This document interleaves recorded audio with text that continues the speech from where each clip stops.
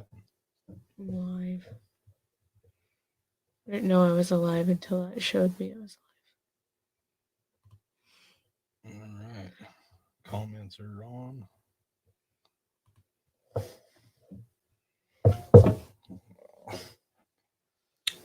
Let's see. There we are.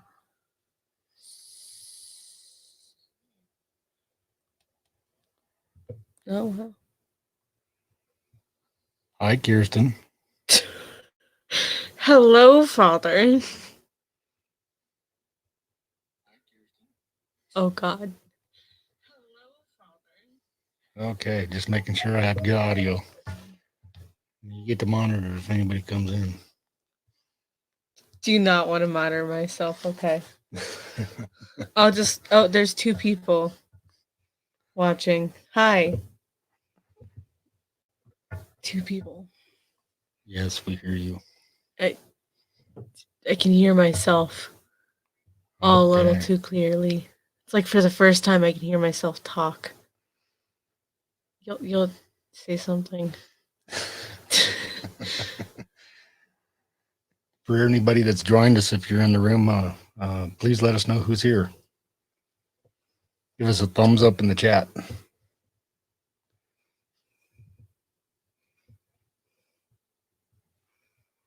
Alrighty.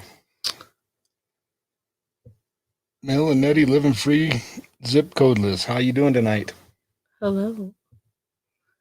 He was much braver than I to go out. We're new to the channel. Okay, hi, Well, welcome. thanks for joining us. I thought I'd get on here tonight and do my second live stream, but I just wanted to get on real quick and introduce my daughter with all the bug stuff that's been going around. She's got an extended spring break, so yes, I get to suffer. So I thought I'd get on here and have her and I talk about our past camping experiences, and then also maybe her thoughts on being less than 2 months away from graduating and not being able to go back to school. Yeah. It's not fun.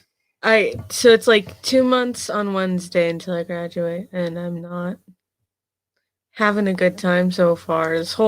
We just got finished. We got 1 quarter left of high school, and then they're like, cool, your spring break is extended till like April. So, yeah. So what does it mean for your graduation date? I'm not sure. What it means right now is that we may switch over to a online format for school, but they haven't confirmed anything. All I know is that this could probably mess up a lot of us AP kids. And talk toward the microphone a little more. Sorry. Yeah, it could probably mess up a lot of the AP students that are in not only in the valley, but also like even globally, not globally, but in the country as well. Because if you miss a section of your AP course, you could miss a lot for your AP test, and you have a lot of kids paying $100 to be able to take this test. Yep. And that could mean a college credit that you don't get. Exactly. If you don't know what you're doing. And plus you're missing a whole chunk of what you're supposed to be doing and what you're supposed to be learning. And you're already playing a month ahead at the beginning of the year at all times. So it doesn't help at all. And we've already been behind in our class for a while. So yeah, we also had your college orientation scheduled, and it sounds like that might even get canceled or have to do it online. We won't get to go there to visit the campus and look at everything. And yeah, that kind of sucks a little bit. But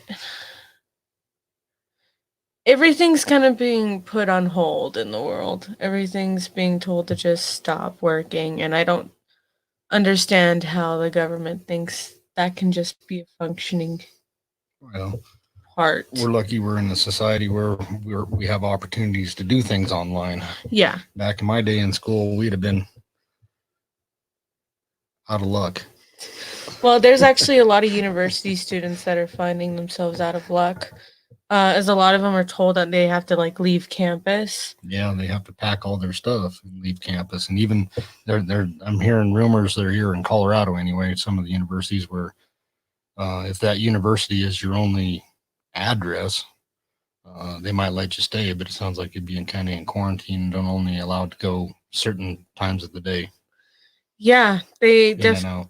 they're definitely taking measures. I know there's a lot of Harvard students right now that are finding themselves without a home.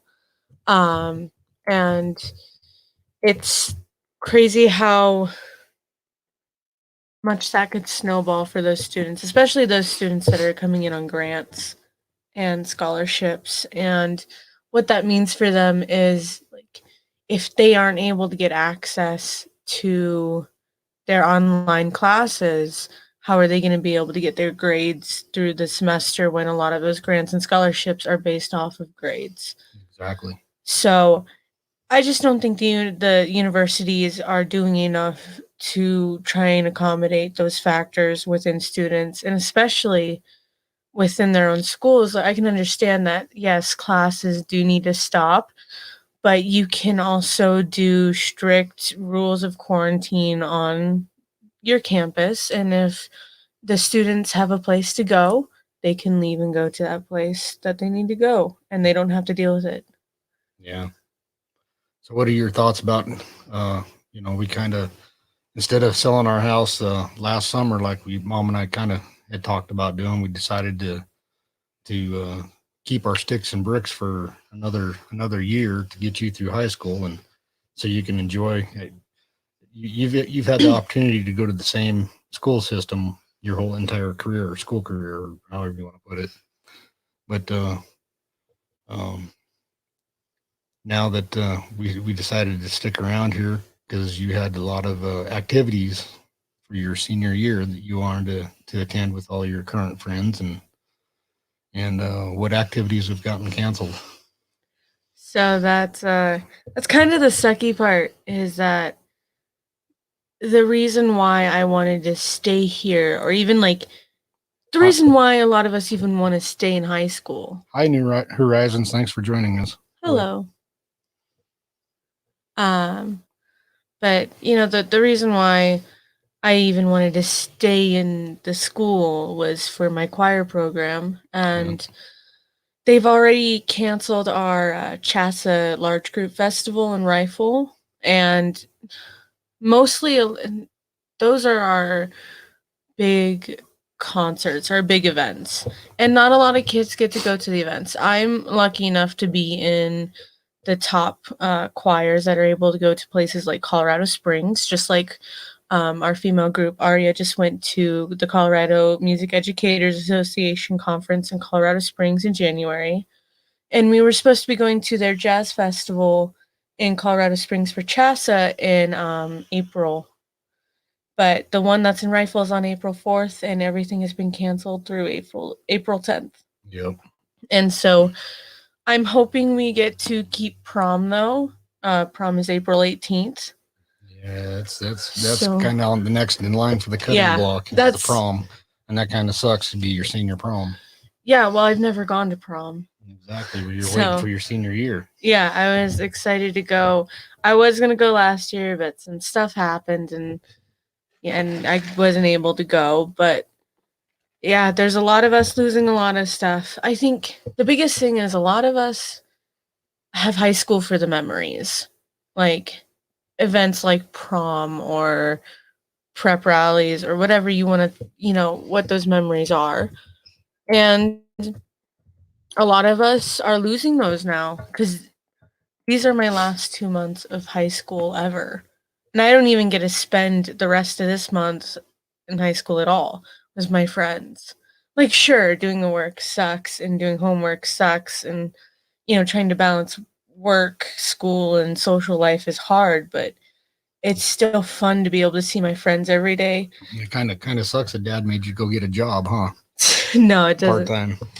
Well, it gets money. But what I'm sad about is I get to lose my choir rehearsals. Like choir rehearsals and it's like I see these. I'm used to seeing these kids like every day. When I first go to school in the morning, they're some of the first faces I see. They're some of the first people I talk to. And then I don't even have a normal lunch like other kids get. Uh-huh. I get to, sit in a choir room and pray I don't choke on my ramen as we start doing sectionals. But all of that is awesome, and it sucks that with only 2 months left, I can't enjoy those rehearsals. Yeah. I get to miss those moments, those like the funny moments when someone throws something at the trash can and they always miss, and then we have to reprint a whole sign, or someone says something really stupid. And it may sound stupid on the outside, but on the inside, they became a second family. You don't even get to see them, and I don't even get to see them once I leave high school. So I don't even get the days that I have left. Yeah. Sorry, I was scooting the mic a little closer. I don't know how well you guys can hear us. So what else? What else about the school closures and stuff for you? I think most of us are just worried about senioritis kicking us in the butt. Senioritis? Senioritis, yes.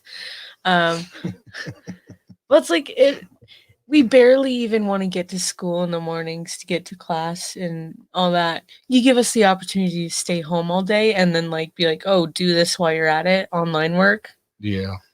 Senioritis is going to hit even harder.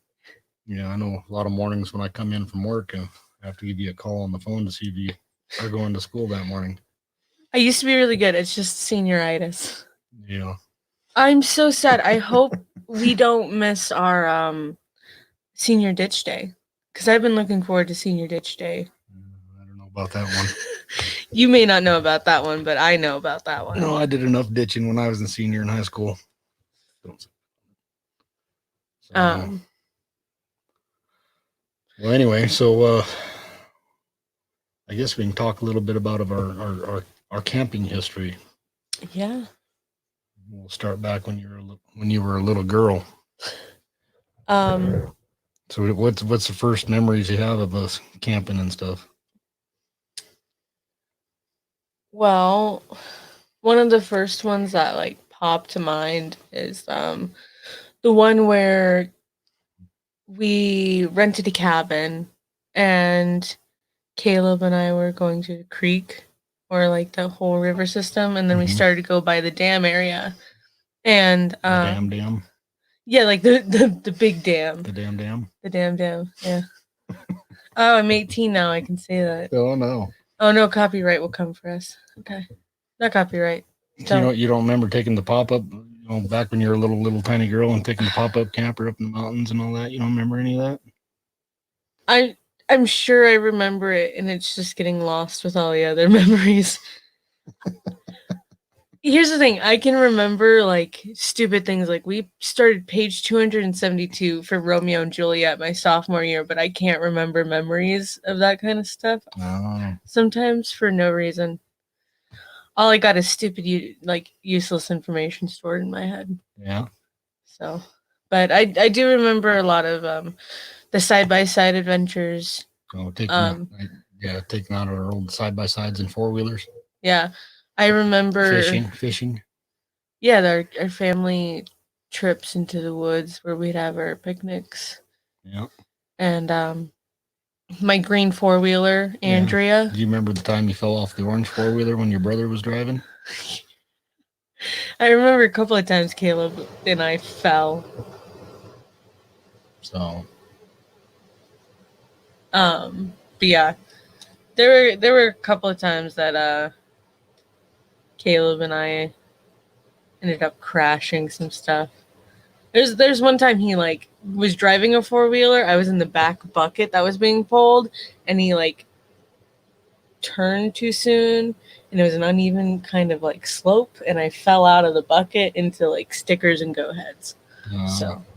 So what has been some of your favorite camping trips that you remember, or any trip at all? We've taken a lot of trips. We're Disney Vacation Club members. We're also go on the Disney cruise lines, and we're gold members on the cruise lines.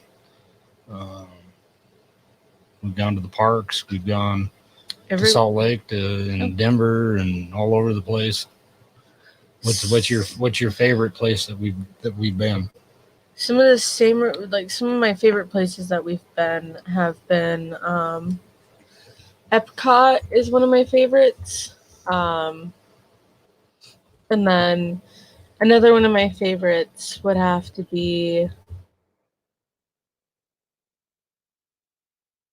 that time we went fishing up on the mesa, and I caught that really big fish. And there's that photo of Caleb like having a stupid face as I hold it. Caleb, yeah. Yeah. I'm gonna go ahead and show a slideshow, kind of. It's kind of a slideshow. It's just little camping adventures we've been on, and Yeah. back when I was younger, very much younger, I was into wildland firefighting and emergency management type stuff, and so there's some of those photos in there. Yeah. But a lot of this is our camping trip, and I'll share it with you guys, and we'll let the slideshow play. Yeah, I do remember, actually, one of my earliest memories. See if I can get this to play right. We're expanding forever. One of my favorite memories is Let's see here. when you taught Caleb and I how to completely put out a campfire that we had like come across. Now, see, that's when we had the pop-up camper. Yeah, so that's like one of my earliest memories is when you were teaching Caleb and I how to do that, and it always kind of like stuck with me in the back of my head. Yeah. So, There we go. There's a slideshow. hey. So anyway. So, yeah, I mean, I don't. So what has been your favorite places that we went though? Yeah, Epcot is one of my favorite places that Epcot? we've been. Yeah, I really enjoyed it. I really enjoyed. Let's see. Well, there's a sliding camper. That picture there is when we were down in Mexico. Yeah. On one of the Disney cruises. That's my better half, Shannon. That's Caleb and Shannon. Yes, I did enjoy climbing the limestone steps. Yeah, it was our first toy hauler. That's where I was having to work down in Albuquerque. Caleb being goofy. And I appear. And then you appear. And then I appear. And then all blue outfit. Yeah. Yeah. So what did you like most about the Disney cruises? Now there's you and I, and we were doing the Snuba, I think it was called. Yeah, Sea Trek. Yeah, Sea Trek. Yeah. Snuba is the one where you got the fire coral. Yeah, that's where I knelt down on the fire coral. I do have to say, doing the Snuba and the fire trek,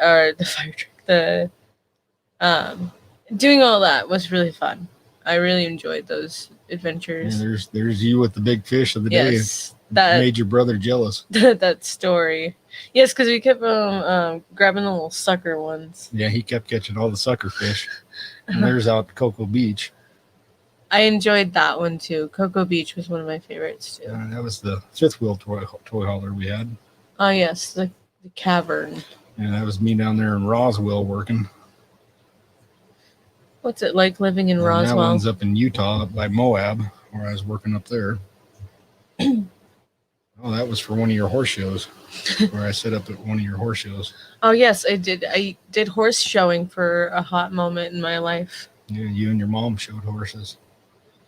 And your brother raced mountain bikes. Caleb also showed horses as well. Yeah, he did when he was younger, but he kind of got out of it. That was up in Utah. And there's Disney Cruise. That's Virgin Islands. Here's me and Mom. And here's the whole family. I love that photo so much. I love Granddad. Yeah. There's where we're set up for Caleb's mountain bike racing on one of the other fifth wheels I had. Oh, there I am. Yeah, there's one of the trips with the side-by-sides. You and your brother playing with the marshmallows. Yeah, that's Caleb racing mountain bikes. He's doing downhill racing there. I can't monitor the comments. There we go. So tell us more about some of your trips. Let's talk about the Disney cruise a little bit more. All right, I remember one of my favorite memories from the Disney cruise is when Caleb decided to go hang out with the Teen Beach kids, and I was left to my own devices, and he got a wicked sunburn. Oh yeah, he as a got burned pretty good. consequence of his actions. I totally thought it was karma at the time, but I thought it was pretty funny. But I really enjoyed the youth group, like the rooms and such, where if you were a teenager, you could go there. There goes Capone. I really enjoyed a lot of that stuff. I got Eye of the Tiger banned off of the cruise ship that we were on. They had a huge Garage Hero set.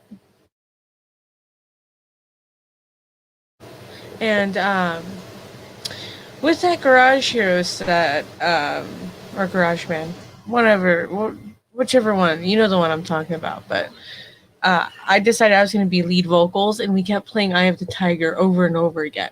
And they were like, stop, you can't play it anymore. And so, but me and the drummer were pretty cool. He was a cool kid. I think his name was Dylan. So Dylan, if you ever see this, you were pretty good. I hope you went with drums as your career in life. Yeah. I don't even know your last name. You probably look very different now, but. Yep. So yeah. So what did you like most about the Disney parks when we went there? I really did like their. The rides were pretty cool, but they had really cool Disney characters, which, of course, they always have to be perfect and all that, but they're pretty cool. I really enjoyed doing the Bippity Boppity Boo Boutique. Yeah. Just looking like a princess. And I also really enjoyed, again, Epcot was one of my favorites, and being able to see, like, around the world kind of idea concept that they have there, I believe. Cool. So, yeah. And then I liked being able to go into the sea. That was really fun. Yeah. Yep. Oh, and I also, one of my memories I remember from our trips was the cave. The cave with your hand paddles. And that was when we were down in Mexico. Yeah. Yeah, going through them caverns. Yeah, the caverns were on little kayaks. And I got really mad. Yeah. Yeah, you couldn't make the kayak go through the caves very well, and I had to keep stopping. Well, yeah, because Caleb left me. Yeah. Yep. So Dad had to go back and rescue you. Yeah. So I was upset. I was inconsolable. I was livid. Just ask anyone around me in a 3-foot radius that could hear my anger. Yeah. Yeah. Oh. Anyway, what else would you like to talk about and tell people about? I plan on pursuing a history major in college. So what are you going to do with that history degree?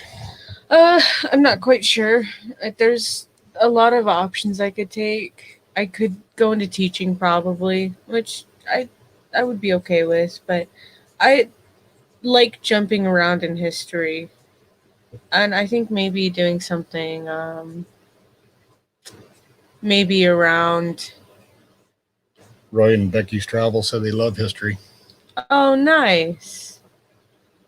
Oh, thank you.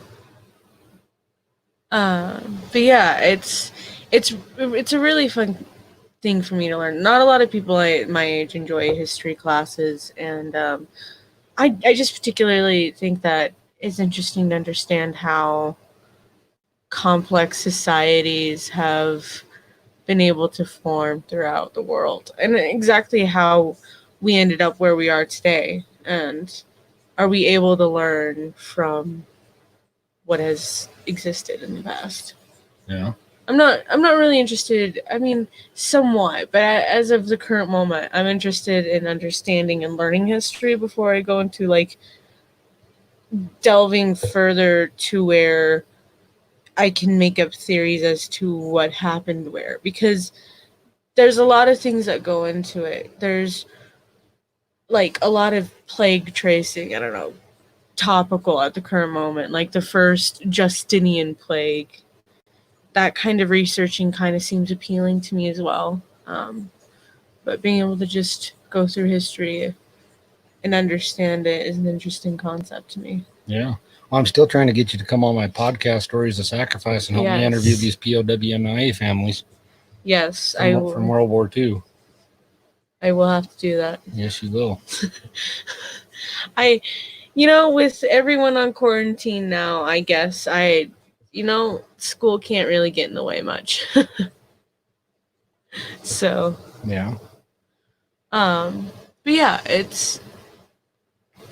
I just particularly it seems to be the thing that makes me curious about existence within itself. And I think I want to have a job in life where I have that curiosity forever, because history is ever expanding. We've existed for thousands and thousands of years, and there's so much to cover. Yeah, Roy and Becky's Travel said the real history is in the memoirs and the books that contain letters from the people back then. It does.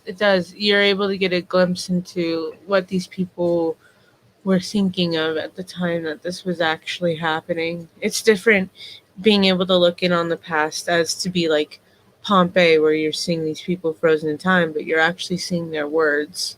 Mm-hmm. And you're actually seeing a part of someone that has existed for hundreds of years, or however long or short, you're able to see their words as to what they are, and to know that they can still stand the test of time even long after you're gone.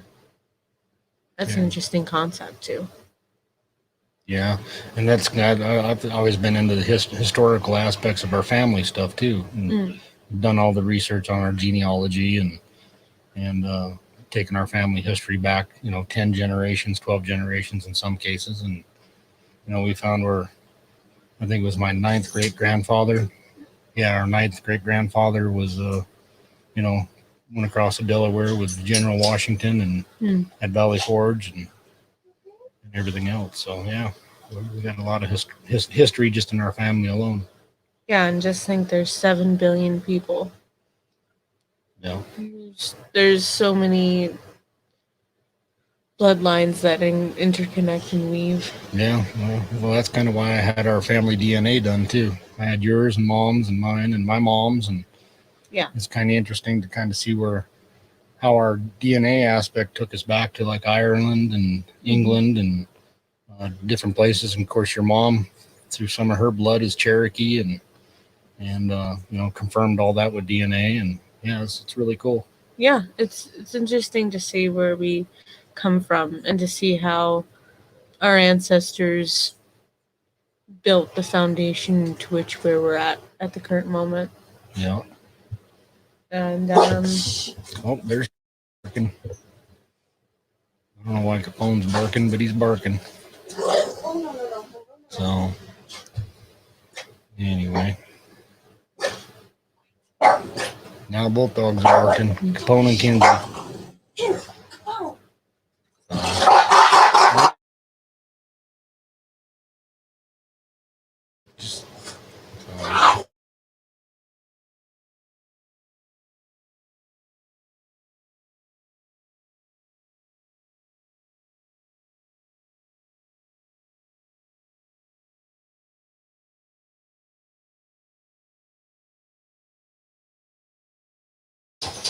Anyway, So yeah, The dogs were having a little fun there, and they were being real loud,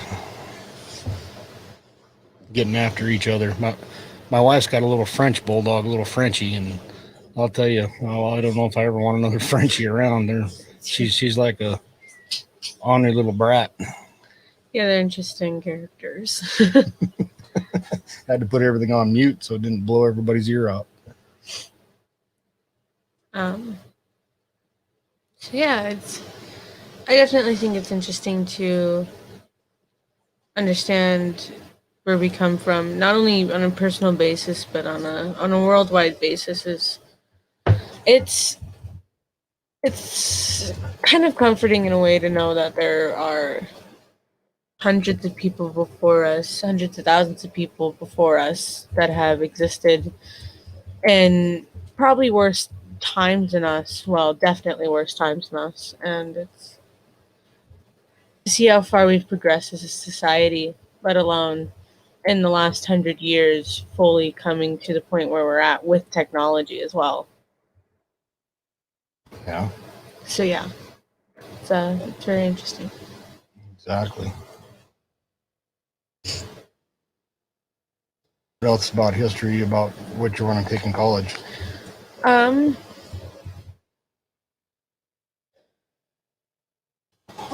I think I'm most interested in I'm mostly interested in a lot of not really US based history, world history is kind of where I'm looking at. I really want to know about events that have led up to one another. Like, I find it interesting how we've been able to come as a society that, like, one singular event in history could completely change how we function as a world. Yeah. And I think that's very interesting how the butterfly effect has affected us so tremendously, especially like if you want to look at a modern case again, topical is coronavirus, how just one person eating like bat soup can lead to this wide of a pandemic. Yeah. And that in itself is interesting enough, and to know that there's plenty more before it that has existed in the world. I think that would be very interesting to not only discover but to look into. Yeah. Yeah.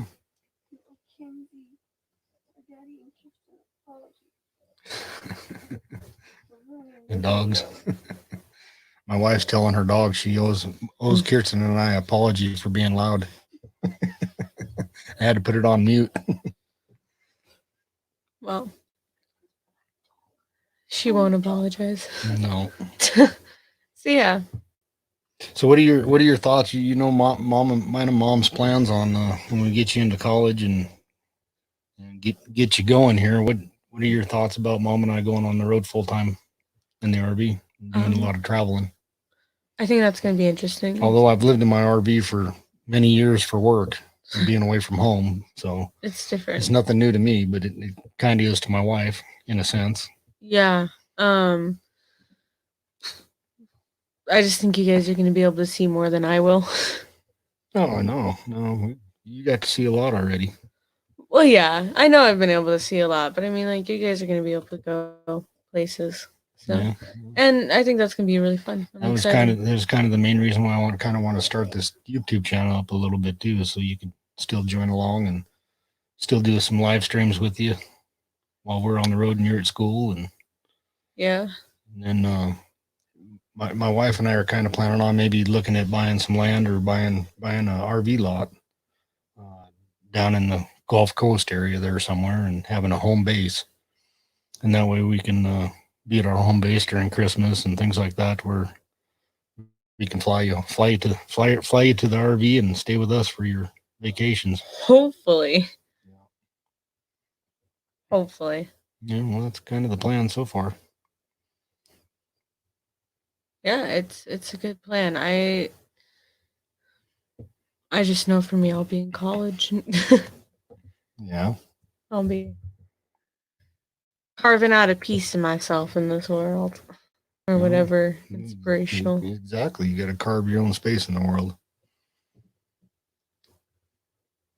So, what else? I thoroughly enjoy music, and I do a lot of old lady things. I embroider. Yeah, you've kind of gotten into this 1940s music and 30s and 40s music, and yes, I do. I love me some what's your favorite 40s song? 40s song. It's not really. I don't have a favorite song. I think I have a favorite artist. I think it would be Ella Fitzgerald, but I think that's good. if I had to choose a song, I would have to do with These Foolish Things, and it's by Ella Fitzgerald, but it features Louis Armstrong on the trumpet. Uh-huh. And it's a long piece, but it's a beautiful piece. Yeah. So yeah, I'm really into that. And I it's just a small little passion of mine. Is I like that part of history. Well, when you in the summers when you're out of college, we need to get an internship down at the World War II Museum in New Orleans. Oh yeah. Then you can go travel around and sing with the Victory Bells. Yeah. One of the Victory Bells shares the same birthday as me. Oh, really? That's cool. Yeah. I didn't know that. Yeah, she's one of the Eastern Coast ones. Yeah, that's cool. Yeah.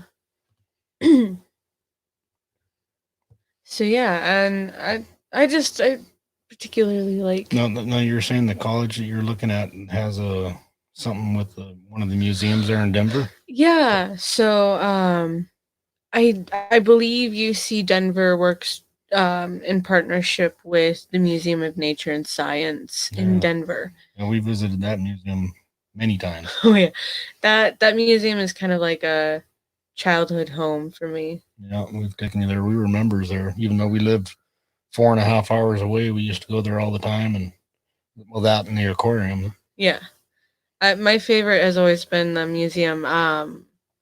And I've been lucky enough to see an exhibit on the Dead Sea Scrolls, and I can't imagine my whole life being like that. That feeling of being able to see something that amazing. Yeah. Or being able to learn something that amazing in history that has happened. Yeah. To know that like those sat there for years, hundreds of years. They're the oldest known texts of the Bible. Yeah. And it's like at least got included in the Bible anyway.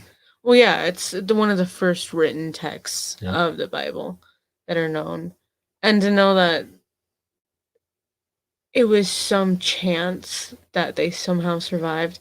It was somehow chance that they got the perfect conditions to survive. And I think that's really cool. I think that's an interesting part of history. Yeah. So yeah, and fun fact, there are caves in not New Mexico, but in Mexico that have giant selenite rods. Like they could be up to 13 feet long. And it's because it's on this volcanic deposit of lava and it heated up really fast. And so it made a form of gypsum. Mm-hmm. And then it started going through a cool down process. And when it went through that cool down process, it slowly formed another form of gypsum is selenite. And it formed these gigantic like lances of selenite that grows. Yep. And once they pump it back full of water again, this little cave, it will keep growing for years. Oh, that's cool. That's cool. Yeah. Yeah, Roy and Becky's Travel says you can see the passion she has for history. Well, you got to see the passion there for a while. She was going to go for a political science degree. Yeah. We're not going to get into the political science stuff. Yeah, it turns out you can be burned out on politics if you go too too soon. Yes, you can. And I did that to myself. So history is just, it's always been there in the back of everything that's made me happy. And it seems like something you can do. It's something I could do my whole life and never get tired of. Yeah. If it's lasted this long, I mean, being able to have the opportunity to make it your whole life and knowing that there's even more beyond that is just. Oh, yeah. There's a lot more beyond that. There's a lot of stuff that doesn't make the history books nowadays that should be in there. Yeah. I think it would make our country a better country if a lot of the facts and stuff got into the modern day history books. Yeah, it's definitely interesting going through an AP US history class, learning what we are learning in history, especially in our own history as a country. I mean, we're relatively new in the grand scheme of things. Like, we got to witness a whole empire fall. Yeah. In World War One. We Yeah. got to witness so many things crumble apart, and we're still such a new country, but yet we have so much history behind us. We do. And I think that's very interesting. And going through the classes that I have, and especially learning from my AP class. Dogs are gonna get into it again here. Go ahead. Sorry. But learning what I have in my AP class, it's like I feel like I haven't learned enough. We could learn about the Articles of Confederation, and cool. Articles of Confederation are okay. They weren't that good, but yeah. New Horizon says my cousin was the head of the Daughters of the American Revolution, Marjorie Ann Souder here in Indiana. I've talked to Kierstain about trying to actually join the Daughters of the American Revolution. I'm looking at doing the Sons of the American Revolution. So I've got our family history traced, documented, actual paper documented back, and she's actually eligible. Well, now that she's 18, she's actually I think 18. She's eligible to join. yeah, that'd be really cool. So yeah, but what mainly has surprised me about my POS history class is that for as much as we go over, I feel like we haven't really learned much at all about the country that we live in. We learned about like what actually happened in history, but we never really learned why this happened in history. Uh-huh. And I think that's the most important thing that's been lost in a lot of teaching, especially in history, is like, why did we fight in the American Revolution? We could go over the easy answers like Britain, taxed the colonists, and you can give a 1,000 examples like the Sons of Liberty or Boston Tea Party. You can throw those all out, and sure, but this isn't just an isolated event in history. Something led up to this. There are 1,000 other things that have led up to each event in history that currently exists. That's exactly right. That's exactly right. So, yeah, I fully want to understand why we got to this point. Yeah. And being able to understand human nature as to what it is and how understanding these events could possibly help us in the future. Sounds like you need to take a little as a minor in social science. Yeah. Or sociology. Sociology is okay, but sociology goes in like it can go into personal like societies and all that. Mm-hmm. And I think that would be interesting to be able to trace society, but I think history as a whole has more open doors than just sociology. Rather than pin yourself down to one area, why not be able to jump through entire gaps of history and learn so much? Exactly. So yeah, I don't want to go for just one era of history. I want all of it. This is the most you and I've talked in weeks. Yeah. Stressed out. Yeah. No, you're off running around with your friends. Well, I am. Yes. Stressed out, working, friends. Yeah.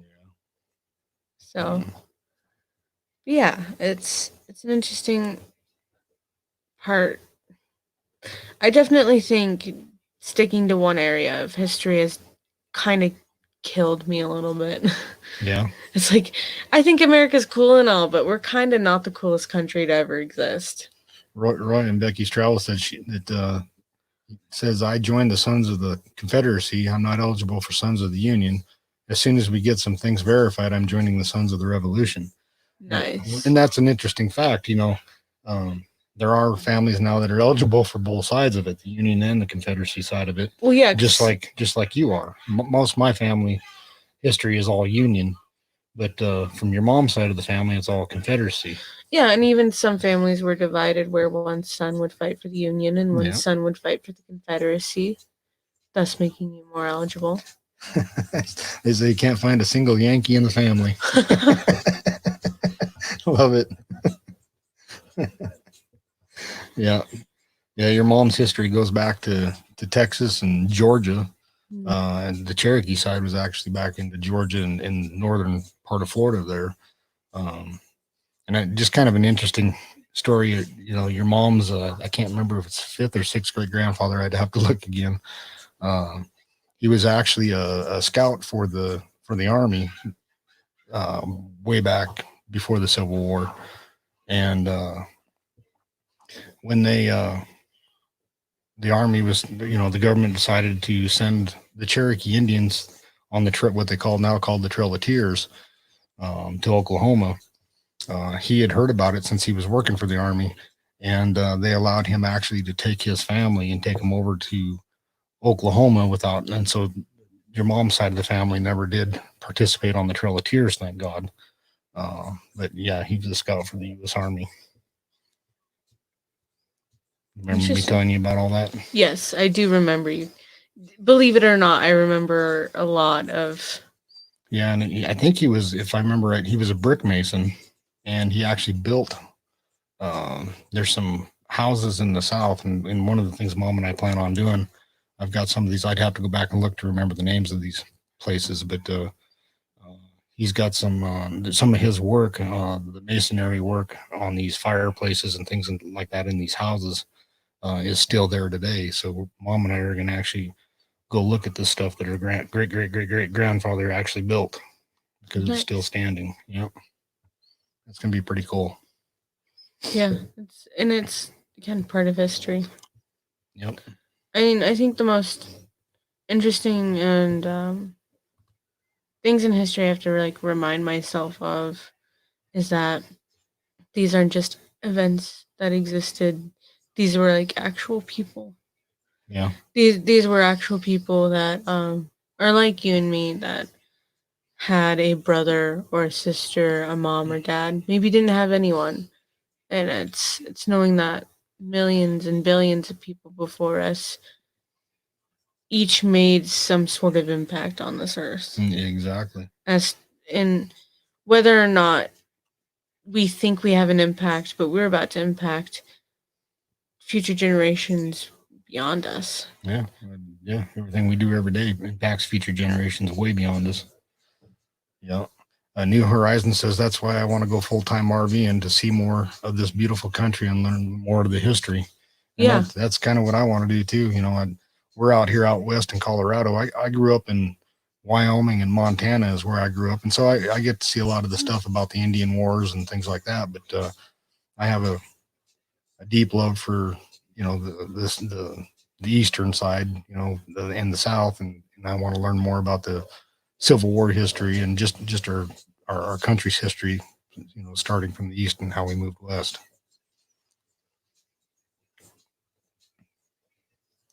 Hey, Justin and Christine, the RV Van Life. Thanks for joining us. Hello. We've been on a history and college, high school discussion since we started here. Yeah. I was going to throw some more RV stuff in it, but this is the most I've gotten to talk to my daughter in the last few weeks that I just kind of let her steal the show here and let her talk about getting ready to go off to college and the degree, the history degree that she's going to be pursuing and things. Yeah.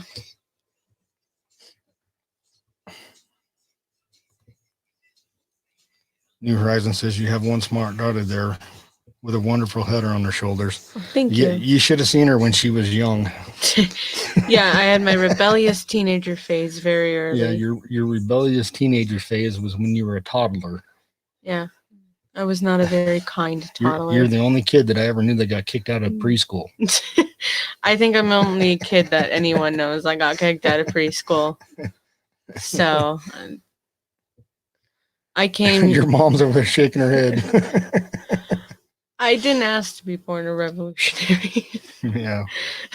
No, you've been a great daughter to raise in your teenage years. Yes, seclusion and isolatingness. No. I just didn't want to do anything. Yeah, that's true. I just didn't want to be around people. I'm good. Yeah. So, anything else you want to tell anyone? And I think that people should listen to more classical literature music. Oh no, no classical. Yes, and I think that the whether or not 1917 is a very good film. Oh, that is a good film. I recommend everybody go see the movie 1917. Yeah, it's currently out now, so you can rent it if you'd like. But if it weren't for the story alone, the cinematography and the score is amazing. There's this whole. I'll only spoil one sequence, so I mean, I'm sorry, guys, if you don't want to listen to it. What? But there's this one whole sequence, and there's lights. There's these flares going up into the sky, and the flares just make these tall shadows that creep over the main character. And New Horizon agrees with me. No classical. She loves country music too. Oh, see, classical is. I agree. I'm a choir kid, so I'm like partial. Yeah. In Kierstain's choir, in all of her performances. Yes. That we've watched over the last 8-10 years. Half the songs that she sings or that her choir sings are non-English. So you can't understand exactly what they're singing. They're just up there singing. Well, here's how I defend it. So I tease her about having them pick songs that we can understand and enjoy. Here's how I explain it to people who don't understand what it's like to sing classical literature. There was this piece I did. It was called Indodana, and it's this beautiful a cappella piece that has some drum in it, and it's basically a prayer, and it's kind of just saying, it's crying out to someone somewhere, and you don't have to understand the words to a song to be able to understand the meaning. That's true. And every time that I've did this last cycle for solo ensemble, the guy who is being my judge, he was like, "Can you tell me what the English translation is to this piece?" And I had done this piece, and it was called Libidano, the abandonment. And basically, it's like if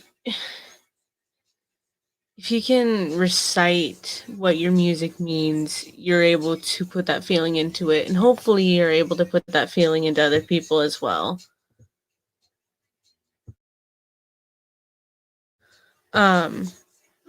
And if you're able to understand that and you're able to translate it to other people, I think then you can truly gain an understanding of enjoying that kind of music and enjoying that kind of living. We're doing this piece called The Music of Living, and it's this massive piece, and it moves really fast, but it's like giver of life, creator of all that is lovely, teach me to sing the words to your song. I want to know the music of living. I want to sing the music of living. Yeah. And it repeats constantly, but it's like, teach me to dance to the sounds of your world. And it's like those kind of pieces, I think for a lot of us, especially as choir kids, as we're able to express part of ourselves through these, even though they're not the most interesting. Yes, it's not particularly fun sometimes to sing a Latin piece. Right. It's not particularly fun because you're like, okay, why am I saying Cantate Domino over and over and over and over? But it's pieces like we've done. Like there's this piece called the Three Shakers song, and we did another piece, and those two pieces were a lot about accepting life as it is and enjoying every moment for what's going to be. Yeah. And whether some of them were in English or not, it didn't really matter. We did this one called Queen Banafsiyangu, and it's actually Say that again. Queen Banafsiyangu, and it's an African piece, but it was like celebrate life. Yeah. Celebrate life. You know, sing it loud.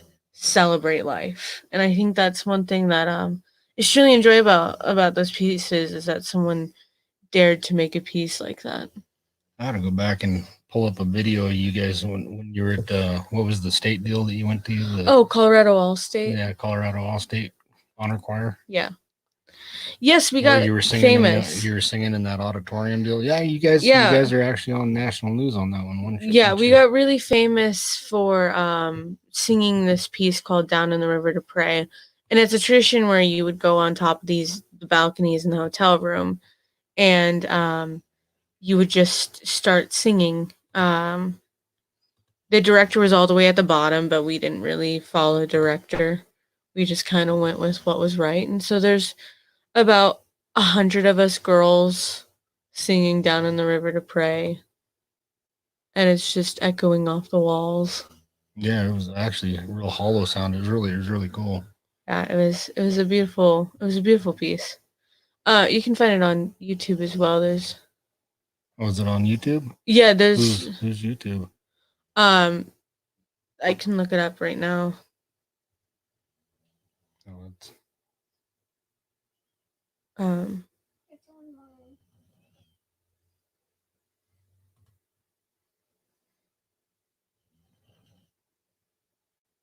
I thought we were going to talk about that. I had to put a link in here. You know, it's beautiful. Down in the River to Pray, Colorado All-State Treble Choir, Ben Polson. Oh, Ben Polson? Yeah. Oh, it has 1.9 million views.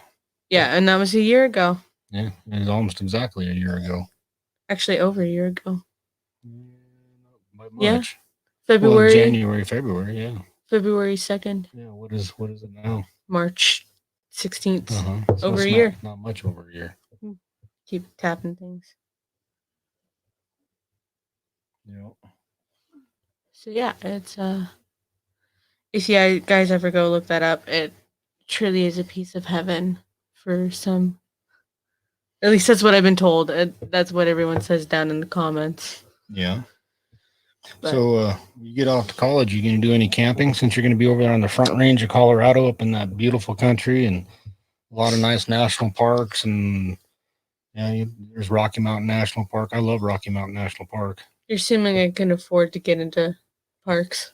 Oh, it's not cheap. It's $20 to get up on the monument.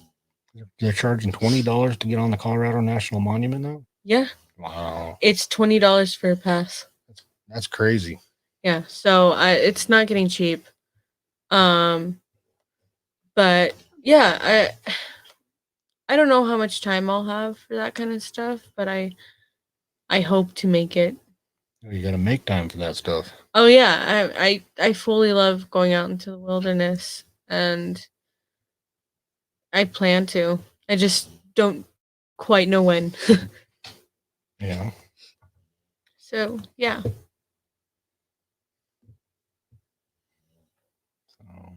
We've been live for like an hour. We've been on an hour, 59 minutes and 2 seconds. I was only going to jump on here for 10 or 15 minutes, but you got us into history. Can't stop me when I'm on a roll. Making moves. Yeah, I'm just glad you like to talk. You and everyone else. I just like can someone please just talk my ear off for once? Can someone please talk my ear off for once? Actually, no, I know a girl who does that. She's really annoying. So no. Yeah. So now I know how I am to other people. Colorado is our prettiest state. I don't know. I'll have to disagree with that one. In my opinion, I think Montana is. Well, I grew up in I guess Montana and Colorado are real similar. With the having the plains out on the east side of the states and the mountains to the west. So yeah. Oh, if you guys do want to watch something interesting and fun, there's a documentary. It's called Into the Grand Canyon. Oh yeah, that's and I thoroughly enjoyed that. It has a little bit of history in there as well. If you guys want to not only learn more about the Grand Canyon, but if you guys want to be able to understand where it's at now, because it's currently under threat to a lot of building. People want to put in a whole tram system towards the bottom point of Little River of the Little Colorado, and I just don't think we should be building within the Grand Canyon. Plus, there's too many uranium deposits that it's probably not safe in the end. Oh, I don't know about being safe or unsafe, but I just don't want to see all the Native American artifacts and stuff getting ruined. And there's a lot of Native history.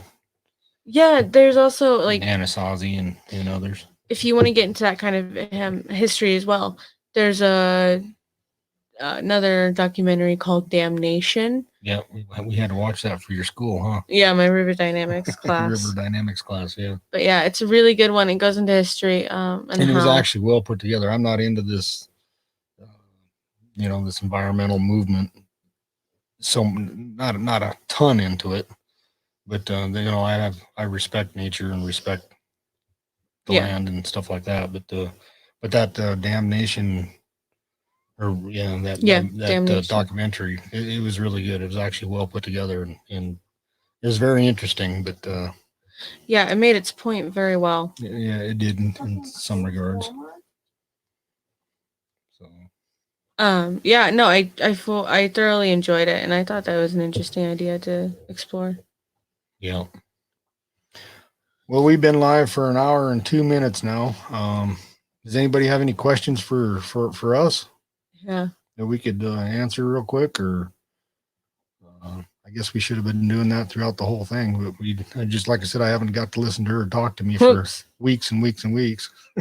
I work graveyards. I'm off on Mondays and Tuesday nights, but I work graveyards right now, so I always stay up all night long. But either at work or at home. But so I don't get to see much of the family here lately.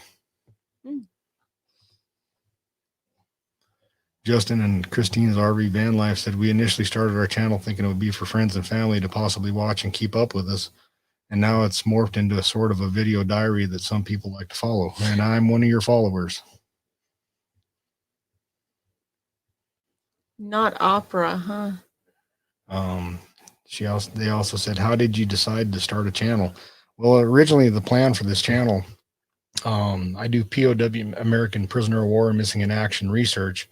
Kind of what my mission is. I do a lot of the genealogy and historical research on these men that were missing in action from World War II.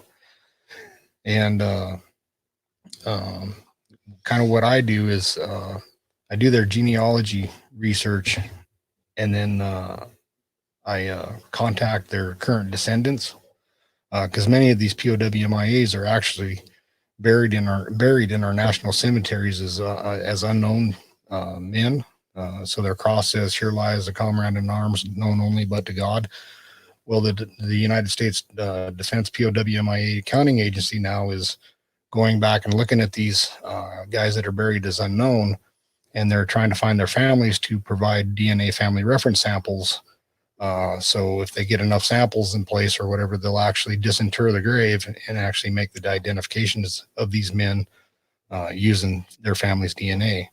So my research, I actually find the families, get in contact with them, and have them contact the Defense POW-MIA Accounting Agency to provide that family reference sample and to get these guys brought home.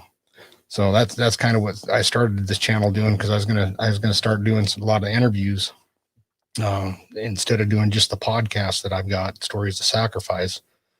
I was going to do this channel too, is where I'm going to actually travel and interview these families and tell the service members' history and everything that they've done for our country. And it's kind of morphed into it's going to be kind of a dual purpose channel in a sense, where it's going to be documenting our RV travels and also, my POW-MIA work.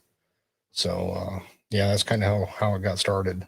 But I do have a really good podcast going where I do the interviews and I'm just now getting everything geared up with my mixer board and microphones and stuff like that to actually do video interviews and also the podcast at the same time. So here in the next few weeks, I'll be launching all that. I'm just trying to figure out how I can integrate this channel to actually do both the RV trips and the RV life and the POW-MIA interviews and research. So I'm probably going to have to do a lot of playlists or something down in my channel to kind of keep them separated. Yeah, they say a very noble effort. These families are lucky to get this kind of closure. Yeah, it does. It brings a lot of closure. A lot of the families I work with, they still have brothers and sisters that are still alive, and they're in their 80s and 90-year-old, siblings are still living, and I'm trying to do as many as I can to help get them identified before the sibling actually passes away. My big focus has been on POW-MIAs in the Philippines. Back when World War II, when the Japanese invaded the Philippines during World War II, it was the day after Pearl Harbor was bombed. It was actually the next day in the Philippines because of the international date line.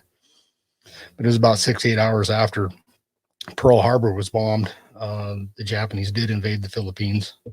And after about 4.5 months, the American and Filipino forces held the Japanese off until, of course, our soldiers weren't getting resupplied or anything like that, and they finally had to surrender. Then the Japanese sent all these men to these POW camps, and a lot of you might have heard about the Bataan Death March during that time. Well, that was the 65-mile march up into these POW camps. And there was a lot of atrocities that happened to our POWs along that and in the camps. And when a lot of our men were sick and they had malaria, dysentery, beriberi, and other tropical diseases, because they have no access to good medicine or good food. And at one point in some of these camps, they were dying, 100 men, POWs a day were dying. And so they were burying these men in mass graves in the camp cemeteries. So after the war, after we liberated the Philippines, our grave registration units went out into the Philippines, and they actually disinterred a lot of these POW camp graves, these mass graves. And they tried to make identifications on the ones that they could, because, at the time that these guys died, they barely had any clothes on their body.